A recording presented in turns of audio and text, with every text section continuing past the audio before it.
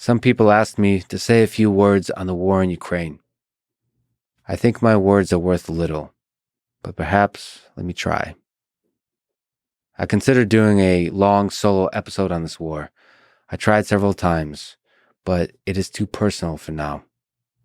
To give you context, I've been talking to refugees, friends, loved ones in Ukraine, in Russia, in Poland, Slovakia, Moldova, Romania, even UK, Germany, Canada, India, China, and of course, the United States.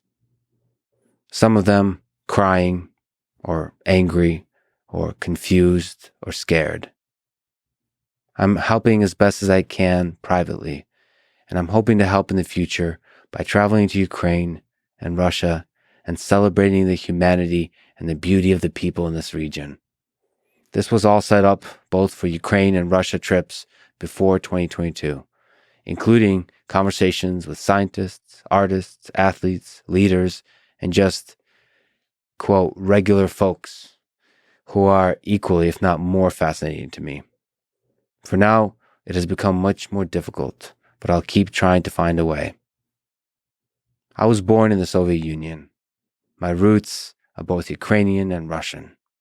And today, and until the day I die, I'm an American.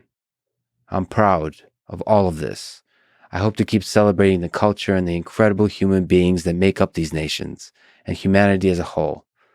We're all one people. We're in this together. That's how I feel about the people of these nations. Now let me speak about those in the seats of power.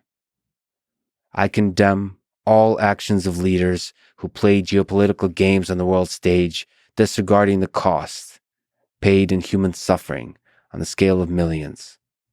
For this reason, I condemn Vladimir Putin's invasion of Ukraine.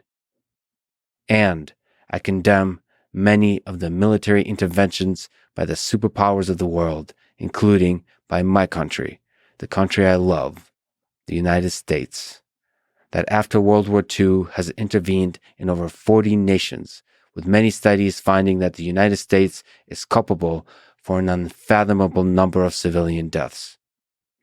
I condemn all heads of state who needlessly wage wars, watching young men and women burn in the fires they started. I don't understand how humans can be so cruel to each other. Or rather, I understand, but I believe in a future world where this is no longer true. Let me also say a few words of what I hope to do with this podcast. I want to explore the full complexity and beauty of human nature. I believe each of us are capable of good and evil, and I want to understand how the mind and the circumstance lead one to choose the former path or the latter. And I believe conversation is one of the best ways to work toward this understanding. For that, I think I have to not only talk to the most inspiring humans in the world, but also to the most controversial. I will speak with many people who I disagree with. Politicians, activists, CEOs, heads of state, with very different opinions on the world. I will try hard to challenge their ideas without closing my mind to the depth and complexity of their perspective and their humanity. My presence in the same room with wildly different people will make it easy for the media and the internet to pick and choose clips and snapshots, attacking me for being a shill for one side or the other. I can't defend this point, except to say that I'm a shill for no one, and that I hope you see the strength of my integrity, that I won't be influenced by any of them, no matter how rich, powerful, or charismatic they are. Like the poem If by Rudyard Kipling says, if you can talk with crowds and keep your virtue, or walk with kings, nor lose the common touch, if neither foes nor loving friends can hurt you, if all men count with you, but none too much. This is a really, really important thing to me that I try to live by, that all human beings count with me the same. People have criticized me for wanting to have some of these conversations, like with Vladimir Putin and Volodymyr Zelensky, and for times in the past speaking about them without the seriousness the topic deserves. For this, I would sincerely like to apologize. I'm disappointed, even ashamed, of my frequent ineloquence on these topics. I will work hard to do better. When I'm joking, it should be clear that it's a joke and hopefully actually funny. When I'm being serious, I should speak with care and rigor. I've now done many hundreds of hours of podcast conversation. Despite my frequent failures in speaking, I hope you know where my heart is. Unfortunately, I think people will take clips of me and use them to attack me. This will happen more and more.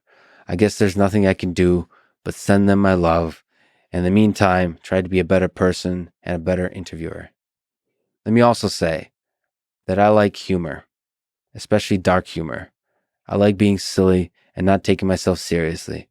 I will keep taking risks with that, all with the goal of having fun and celebrating humanity at its most absurd and most beautiful. I will occasionally dress up in strange and weird outfits to celebrate the absurdity of life. I will hang out, break bread, and joke with all kinds of people. I don't have to agree with them to laugh with them in order to escape for a brief moment the tension, the conflict, the hatred in the world. Humor just might save this little chaotic little civilization of ours. I love the Ukrainian people. I love the Russian people. And of course, I love my fellow Americans, Californians and Midwesterners, New Yorkers and Texans. I love humans. I love life. And I want to share that love with others, with you. If I mess it up, I'm really, really sorry. I'm trying my best. I have no agenda and no one telling me what to do. I feel like the luckiest guy in the world to have all these opportunities, and I'm deeply grateful to be alive and to share that joy with other amazing people around me. Thank you for your support, for all the love you've sent my way. I will work my ass off to not disappoint you. I love you all.